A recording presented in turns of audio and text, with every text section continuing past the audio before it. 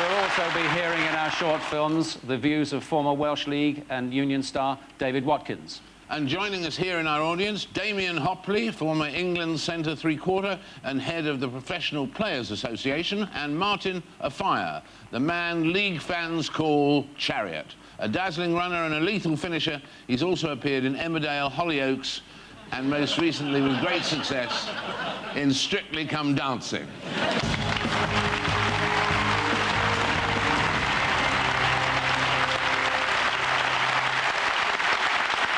Now, in this rugby programme, we've asked our experts to choose from the ranks of both Rugby League and Union. So let's kick off with their first three choices.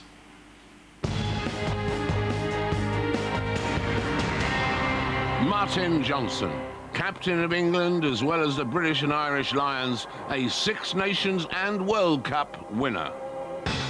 An intimidating figure who towered over his opponents. A man of relatively few words, his endeavour and his commitment was so obvious that players thought, well, you know, if he's prepared to do that, then I will follow him and I will do the same. Against Australia in the 2003 World Cup final, Johnson's leadership skills were outstanding. He galvanised his troops for one final push. When it came to the final whistle and we were into extra time and we hadn't put the game away, everyone looked at him and you could see calmness. He knew that he was the best, and because of that, everyone followed him. When Johnny Wilkinson dropped the goal, it just capitalised all about Martin Johnson. Winners take it all, and Martin Johnson was a winner.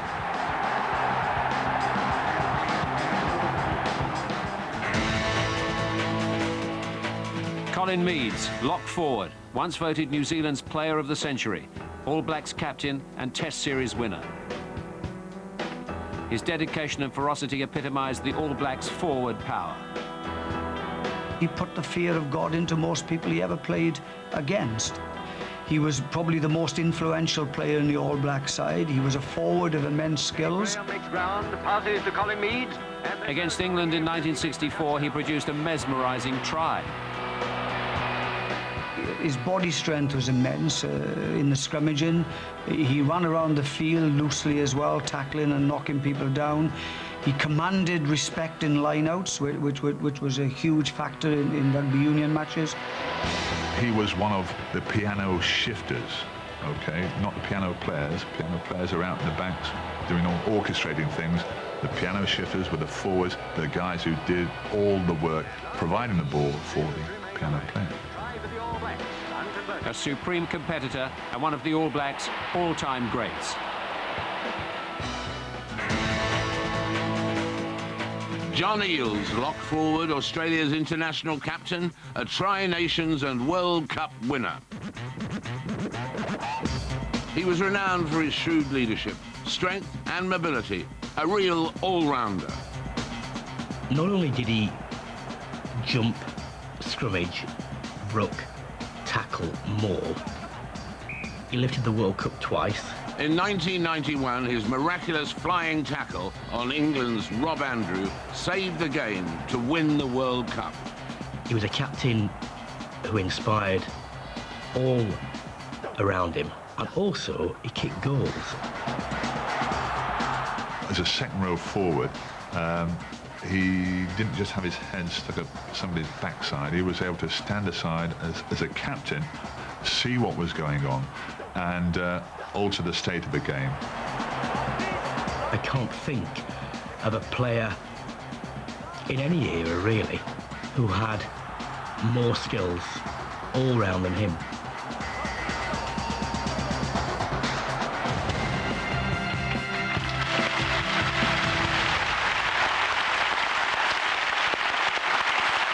Yes, three big men in every way. Now let's see how their achievements look in facts and figures. Here's Georgie.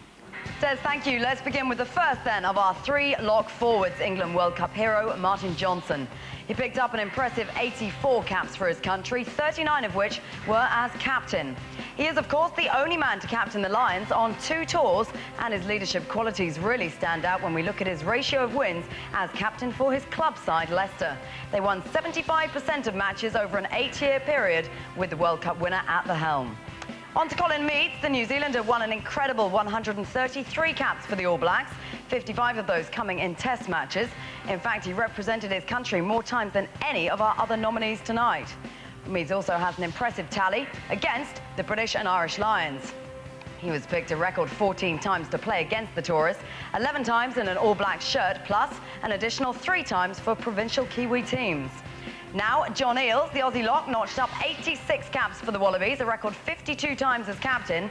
Only Will Carling has led his country on more occasions. What stands out about Eales is, of course, his scoring record. He may have been in the second row, but his kicking prowess means that with 173 points, he is the highest scoring forward in Test rugby history. Des. Thank you, Brian. Most people think of rugby legends as the backs, but here we have 3 piano pushers, as Roger put them. Yeah, well, the forwards do all the hard work, and therefore they deserve to get recognised, in my opinion.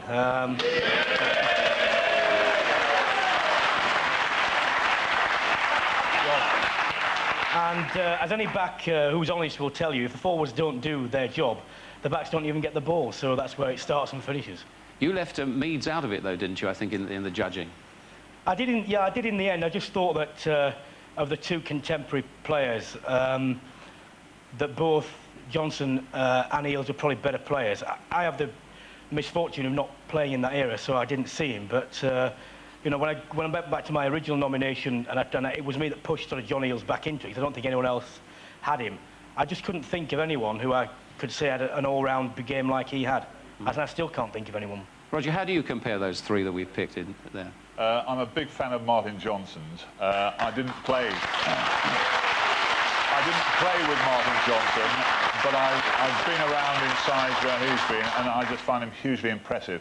I was around when Colin Meads was playing. I'm that old, and it was just a relief to me at that time as a young player just coming into the game that I didn't actually have to play against him. He was roundabout sides, but we never actually confronted one another. It was bad enough having to play against the likes of Willie John as a young player, but Colin Meads did have an awesome reputation. What about the captaincy of Martin Johnson? I found a quote he said the other day. He said, "I've been called a Neanderthal, a glowering thug, and the Terminator." And that was just my wife's opinion. But how much does a good captain give to a team? How much did Martin give to that team? I think all 3 of those are leaders, and it's not just what they say and how they do it, it's how they go about the whole process of being a captain. I think all 3 of those led by example. All 3 of those had the ability, certainly Martin Johnson had the ability, and I think Eales would be the same, no matter what was going on and how chaotic it got, to rise above it, almost to make sense out of what is chaos and just set themselves apart and have the ability to sort it out, to look after their own game and another 14 players, and in Martin Johnson's case, the referee as well at times. And what about John Eales? Sean, do these 3 big men impress you equally? What do you make of John Eales? He was called Mr. Nobody because nobody's perfect, wasn't he? Well, he's the last person who looked like a rugby player. He actually looked like a solicitor. Even though Brian's a solicitor, he doesn't actually look like a solicitor. Well, he is a solicitor. John, you look like one. Well, John Eales looked like a solicitor, but he was a rugby player. But it was a time for fella, and I think it's really evidence in a lot of Australian sportsmen. They do it when it matters. When the pressure's on, and John Eales, he won 2 World Cups, he kicked a goal from the halfway line once to win the Bledisloe Cup. And I think it's evident in a lot of Australian sportsmen, when the pressure comes on, that's when they're at the best. And I think John Eales is a prime example of that. He was quick too, wasn't he? He was quick. Very quick and mobile. You know, could interact with the back player as well. As Brian said, a real all-rounder. Mm-hmm. Well, thank you all for that. That's our first 3, 7 to go. And then it'll be your turn to vote for the world's greatest rugby legend. After the break, we'll also be picking over the bones of the British Lions tour. So stay with us. See you then. He had everything. He would have been a great player in any era because he had pace, power, vision. He had all the skills. And I think he played in great sides, but he made great sides, and well, he could do all the things the rest of us couldn't.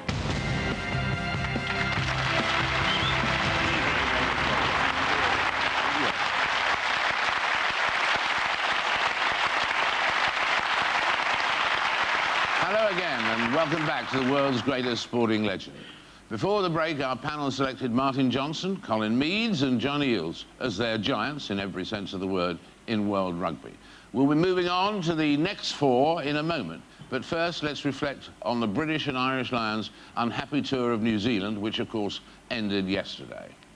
Well, the touring party flies home today. They lost 38-19 yesterday in the third and final test, as you probably know, so losing the series 3-0. I wonder what the audience thought of all that. Have we got some questions or points of view from the audience about the Lions? There's a gentleman over there, David. Yes, gentleman over there, sir. Yes, what do you think went wrong?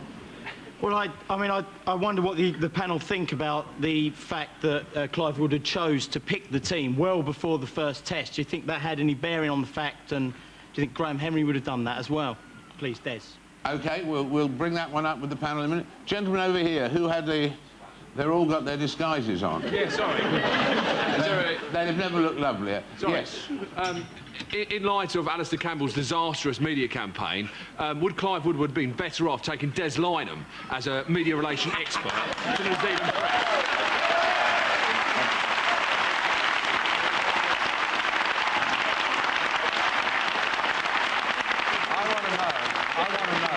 Who are they supposed to be? Who are you supposed to be? Des, we're here for you. We're here for you, Des. You've got more hair than I have. Des Lynam, the master of spin, the new master of spin. And there are a couple of people towards the back there. A gentleman there had your hand up just now, yes. I think one of the problems was that Woodward chose a side to win 3 games only on the tour. They were the 3 tests. Well, that came unstuck. It was finished. And the tour was finished too. Tour was finished too. And the gentleman behind? I was just wondering what the panel thought about the lack of national choices. There was a bit too much bias, I felt, and some of the other nations weren't getting a look in. You mean the bias? So Clive Woodward's bias was towards the Brits. The English. Yeah, the English. Back in the ones that he'd the ones back in 2003, and he relied on them in 2005. That's the point you're making. Yeah. OK, Let's talk to you, the panel. Des. Brian, let's have your view about what happened with the Lions. Well, it was a disaster, wasn't it? You know, I heard various people talking about it, and it actually made me quite annoyed because no one has actually stood up and said, look, it's my fault. Now, if you lose a test series 3-0, you score 2 tries only, and you never look like winning the game, something's not right. And I really have tried to think about any positive benefit there could be in not picking your test team and playing them at all before you send them on the field. And I can't think of any reason to do that. And if you did, in fact, pick this team 3 months ago, it makes it even more stupid. I just fail to understand. You know, everyone's toured here, people have toured there. The one advantage you have as a tourist side is you play more often than your host nation, and they get better during the series, etc., etc. We didn't do that. People were shaking hands the first time in the training ground. You can't do this, and I think that's an utter disaster. It's tough after a long, hard...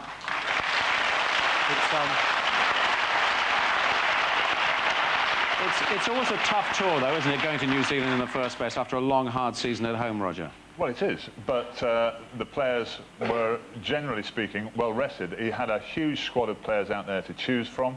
The fact that he insisted on bringing yet more players out when people got injured, I just didn't think helped the side to gel at all.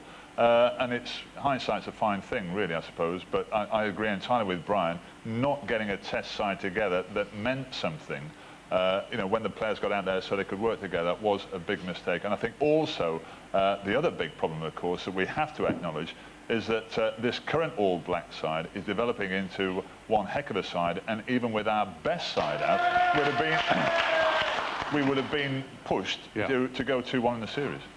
Well, Damien's here. What's your view about it? Well, I think, as Brian said, you know, you've got to judge the tour and the results. They lost the series 3-0. 51 players used in all. Speaking to the guys, I was unlucky enough to be down there for a few days.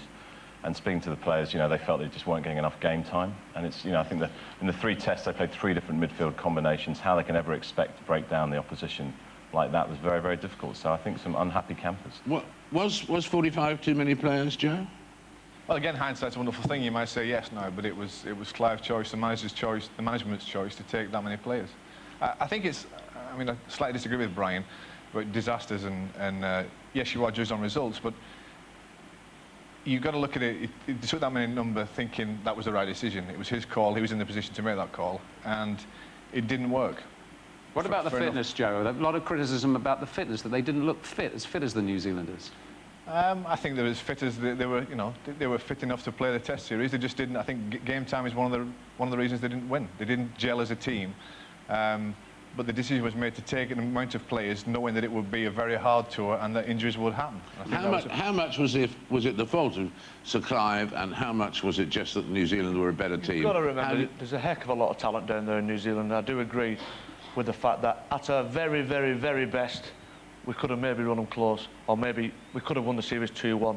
Obviously, we weren't at our best for many of the reasons we've spoke about here, and because of the standard of play from the New Zealanders, we got stuffed 3-0. You can also remember that the midweek team didn't lose a game, though, no, which right, was quite encouraging, but you were judged on the Test matches. You're right, but what disappoints me, though, is we will never know how good we could or couldn't have been, because we never played 3 sides at the same time in a row, so who knows? Right. But if you had... Okay, time to... some interesting views there from our panel and from our audience. Time to move on and see who features next in our panel's choice of 10 rugby legends.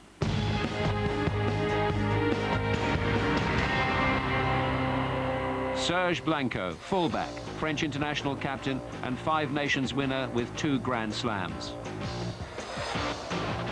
One of the great entertainers of rugby, a master of pace, vision and courage. He had a flair, a natural talent and ability to play the game, to read the game and do things that are unexpected.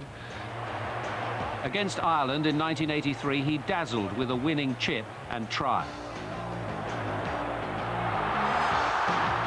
He could run with amazing speed, and he seemed to enter into lines of attack, as we would say in rugby union term, where he would score tries when all was lost as far as the team was concerned. And more often than not, he was the saviour as far as the French side was concerned, because he could do that little extra that other people found difficult to achieve. Starting from behind his own goal against England, he set up one of the game's great tries. Everyone thought he was going to touch the ball down, and he set off running. And the French ended up under our post, scoring right in between the sticks.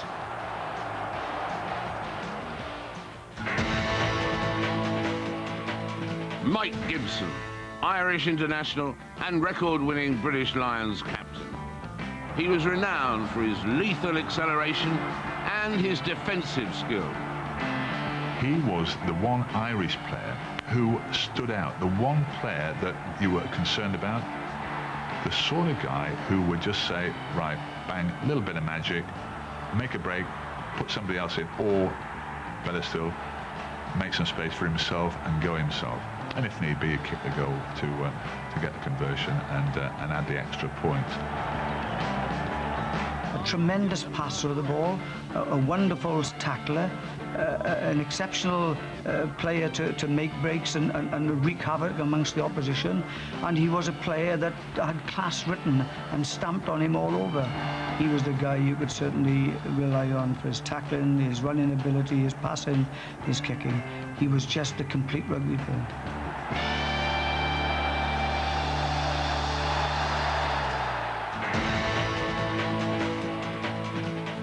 Ellery Hanley, rugby league star, Great Britain captain and 4 times Challenge Cup winner.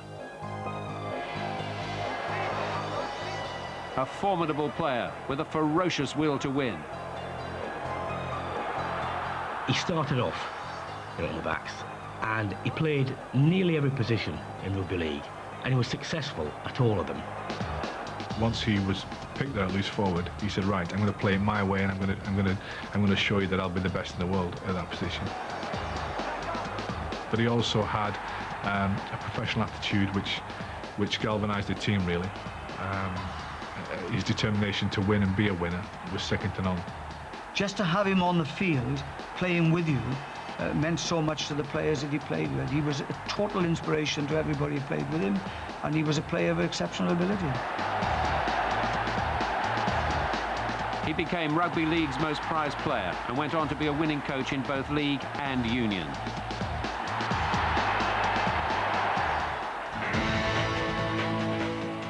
Billy Boston, rugby league winger for Wigan and Blackpool, a League Challenge Cup and World Cup winner. In the 1950s, he was the ultimate try-scoring machine. He had an exceptional size and power for a winger in that era. Changed also the nature of the sport in rugby league, brought with him, as well as skill and speed, the great try-scoring record, and the ability to, again, to make a difference, whether it was carrying the ball or defending the ball, just because of his size. He was so light-footed, he could dance past people as well. So not only could he confront people with his immense strength and weight, he could also beat people because he had this turn of speed, which was quite unique for a fella of that size. And he became an icon in rugby league for nearly 20 years.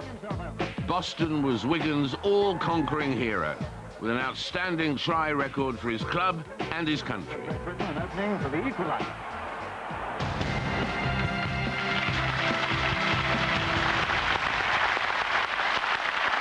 So 4 great stars, 2 from each coach. Georgie, how do they shape up in the stats? Let's see, shall we? Starting with Serge Blanco, the French fullback, won 93 caps, the second highest number of our nominees this evening. Well known for his Gallic flair, the charismatic Blanco has scored more points than any of our other rugby union legends, with a total of 233. Mike Gibson, the Irish centre, who also played fly half, won 69 caps, an Irish record which stood for 26 years. Broken, in fact, just 6 months ago by Malcolm O'Kelly. He notched up a pretty impressive 112 points for his country, but perhaps most significantly, he's one of only 2 men to take part in a total of 5 Lions tours. On to our Rugby League nominees first, Ellery Hanley. Hanley won 36 caps for Great Britain, captaining the side on 19 occasions and going on to coach the national setup after his retirement. His scoring record at club level in the UK is outstanding. Playing at wing, centre and standoff, he scored 428 tries in 498 games. That's a try in 80% of his matches. Well, just when you thought it couldn't be, that scoring ratio is eclipsed by our second rugby leaguer tonight, Billy Boston. He scored a phenomenal 571 tries in 565 games. That's more than 1 try a game. His try tally remains the second highest in rugby league history. He won 31 caps for Great Britain and made the record books in 1954 as the first black player to play in Australia. David. All yours, David. Talking of Australia, Kathy Lett, the Australian novelist, said recently, quote, "I once dated a famous Aussie rugby player. He treated me just like a ball. He made a pass, played footsie, and then dropped me as soon as he'd scored." Kathy Lett.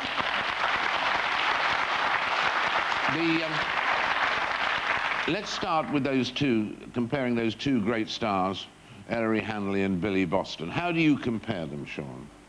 Well, contrast them, or are they similar in your mind? Well, they're similar. They're both legends of the game. Yeah. They both played for Wigan for the majority of their career. I was fortunate enough to play with Ellery Hanley. He's a man who had everything. He could support play, distribute, kick, run, tackle. But what stuck out more than Ellery was his fearsome will to win. This guy hated losing, and it really shone out in his game. And with Billy Boston, you know, being brought up in Wigan, when you're playing touch rugby, you know, in the schoolyard, everyone wants to be Billy Boston. He's probably, you know, the most loved and respected rugby player in the Wigan area, and even nowadays he's still treated like, you know, a real superstar, and rightly so too, because that's what he is.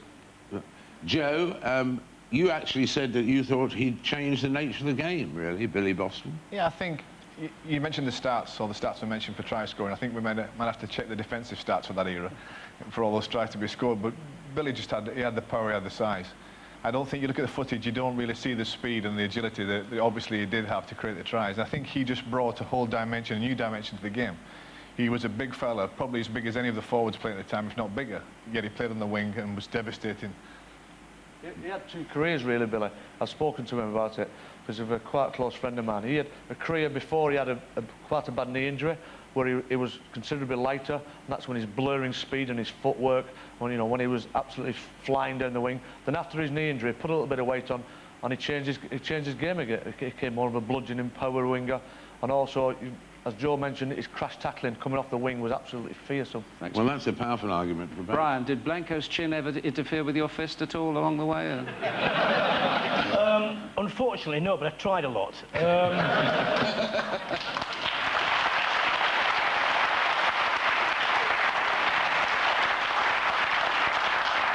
I mean, he did actually say, he said when he was first picked, I'm going to keep my fitness much more seriously now and cut down from 60 to 20 goal-wire a day, which I thought was quite an interesting approach to fitness. But, you know, he saw on the try there, he just did things which no one expected him to do. You know, 105-metre try. I was watching the whole of that, trying to desperately get back. And, but he didn't do that. It wasn't a one-off. He did time and time and time again. And people used to say, you know, watch him all the time, and still he escaped the clutches. He was just a unique player in that respect. He did things that other players just didn't even dream of doing. And Roger Gibson was much the same, wasn't he? A man who could find space when nobody else could. Well, our careers coincided. We played during the 70s, and England weren't great during the 70s. We thought we might be good, but whenever we came up against Ireland, a little bit like Wales, England would contest large chunks of the game, and then all of a sudden Mike Gibson would pop his head above the parapet and just show the ball one way, glide the other way. I mean, he was a tremendously articulate player, really, if I could phrase it like that. He was just very gifted and just moved very gracefully, a bit like Serge Blanco, tremendous footballer, tremendous guy. I thought you were going to say a bit like Brian Moore there for a minute. Joking, no. Well, yes, there was a wonderful description of Mike Gibson. Someone described him as a red admiral among cabbage whites, which I thought was a great phrase. Now, soon the lines will be open for you to start voting. You can vote by text, email, or interactively. And when you vote, you go into the draw for Sky's sporting competition. And in addition, one voter will also win tickets for our final programme on July the 24th. Last week's winner was Mr. Allen of Wakefield in West Yorkshire, so well done. We look forward to seeing you in a couple of weeks' time. But back to the rugby. 3 more legends to be selected. We'll find... Gerald Davis, played on the wing for Wales and the British Lions. He was just a fantastic player. Every time he had the ball, he did something with it. And, you know, everyone got excited, you know, when watching him.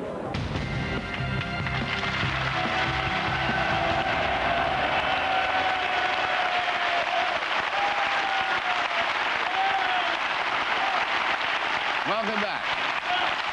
Welcome back to our search for the world's greatest rugby legend. We've seen 7 of our panel's 10 nominations, 3 more still to come. Well, our panel, of course, have been making their choices from rugby union and rugby league, but of course plenty of our great players cross from one code to another. Joe Lydon, which code demands the more ability, the more reels? I think I will be careful. This took up most of the time of the debate when we were trying to put the things together, because I think all of us made the point that you just cannot put the two together. You can't put 2 sports together. It's almost like having football and Gaelic football together, as far as I'm concerned. You could pick 10 from each sport easily, and probably another 100 to put in there as well. So we found it almost impossible task. Martin O'Fire, you started in rugby union, didn't you, before you made your name in rugby league? Had it been professional in those days, would you have stayed with union? Oh, without a doubt. Yeah, I probably would have stayed at union if it was professional. Not necessarily for the money, but just the fact that I could have made a career in it and you know, become the best rugby player that I could possibly be. Because it's a better game than league? Not because it's a better. I say both games. I just enjoyed scoring tries. I wasn't really a rugby player. I was just a try scorer. That's what I did. Whichever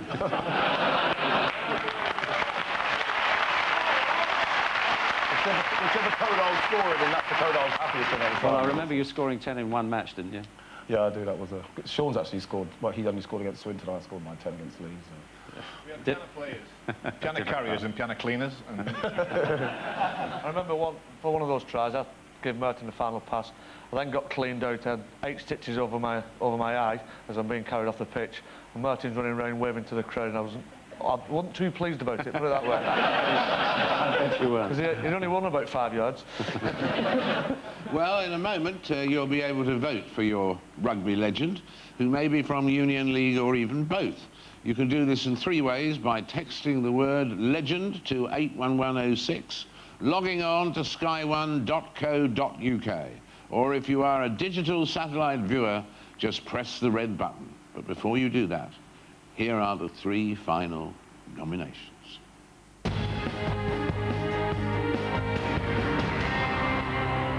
Alex Murphy, Rugby League scrum half for St Helens, Lee and Warrington, a Challenge Cup and World Cup winner. Right, playing on the wing. Pace, skill, vision and ability to read a game made him a fearsome opponent. As a scrum half, Alex Murphy had I suppose it would be right to say an arrogance that was based on his ability. He was confident that he could play the game. He had the skills to play the game. Had probably a low tolerance of those who couldn't. You can call it arrogance if people can't back it up, but he could.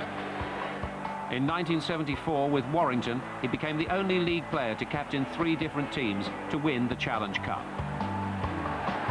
The ultimate competitor.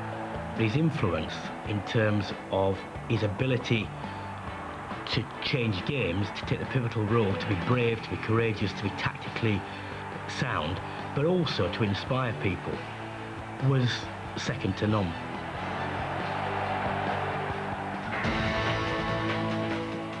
Wally Lewis, Australia's Rugby League standoff, International Test Series captain and World Cup winner.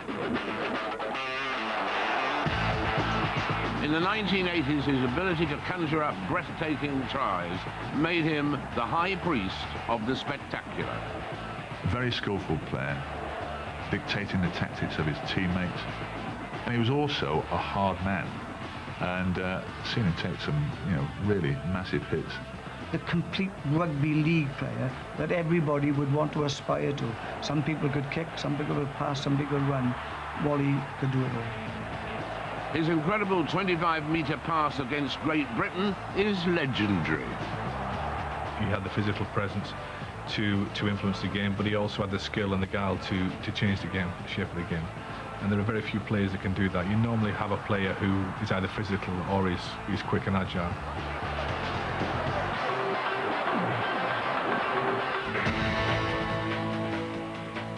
Gareth Edwards, scrum half, Welsh international captain and winner of 3 Grand Slams and 5 Triple Crowns. A superb athlete and exceptionally gifted, virtually unstoppable from close range. He never gave up. He never thought he would ever lose to start with, and it was his ability to keep going when everybody else was flagging. And he had this supreme skill, above all else, to break tackles, strength, to run long distances and score tries, and it really mattered, and that made him extra special. He was pivotal to the 1970s Welsh team that dominated the 5 Nations. His try against the All Blacks in '72 for the Barbarians, finished off a movement started by Phil Bennett, but he was there trailing the ball throughout and was there at the end. Great vision, great awareness. Some say it was the greatest try ever. His brilliance and self-confidence made him one of the game's most complete players.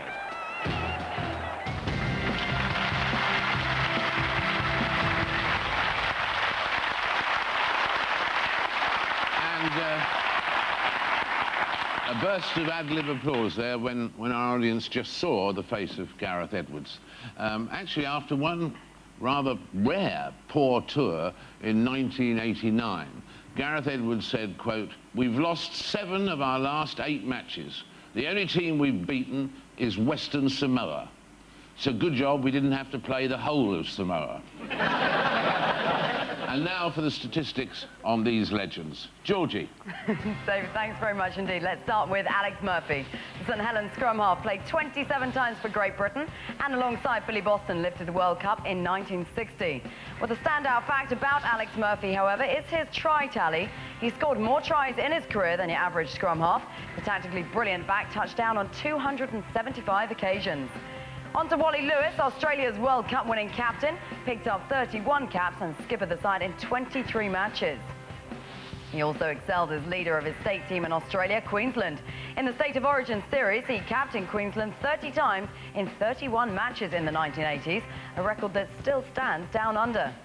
And to finish, let's return to rugby union and to our Welsh sensation that is Gareth Edwards.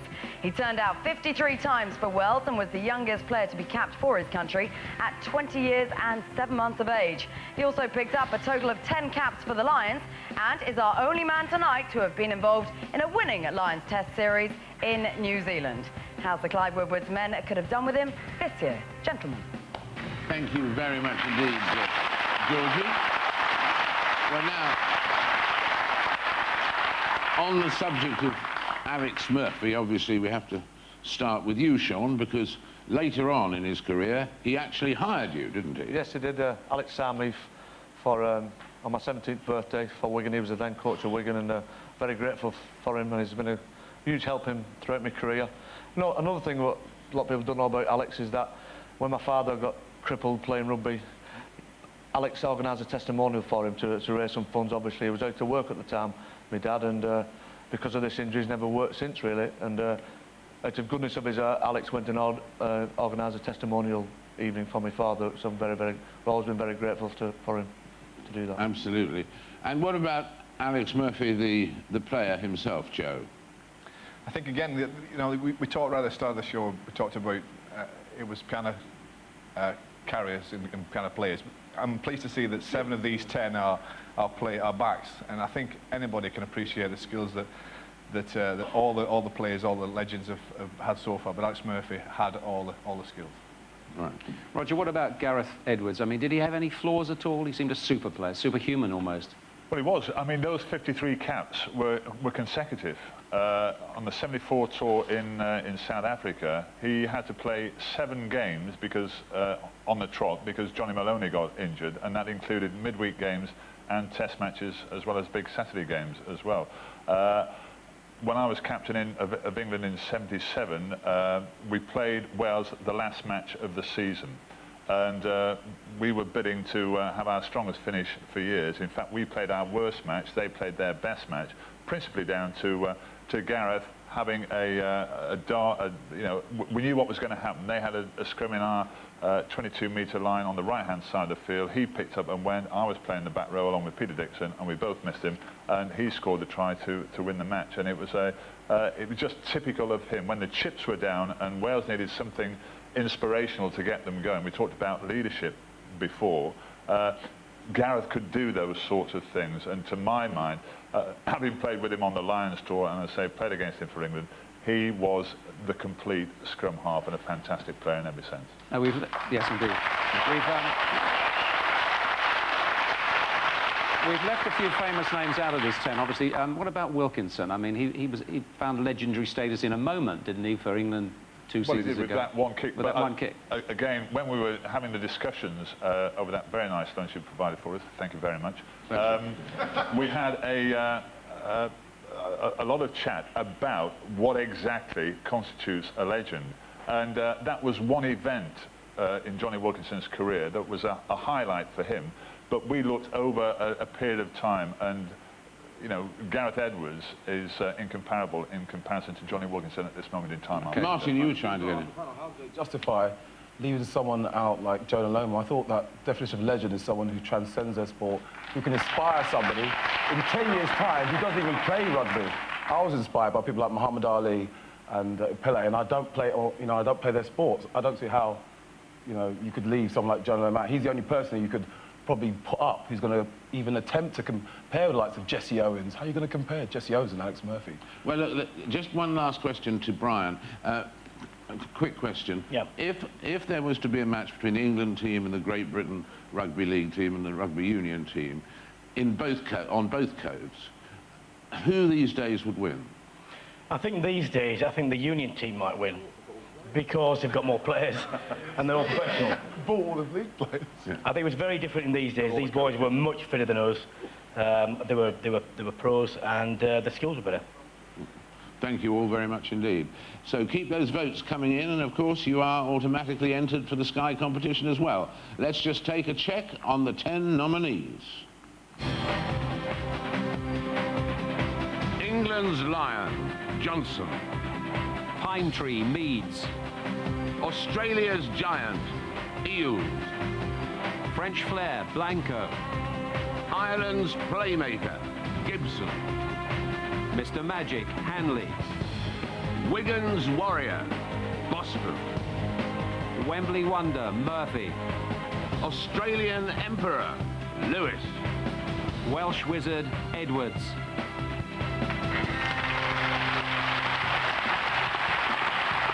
Well, that's it for tonight. Remember, you've got all week to vote. And next week at the same time, we'll be looking for our cricket legend next week. Well, there should be some fireworks from a panel which includes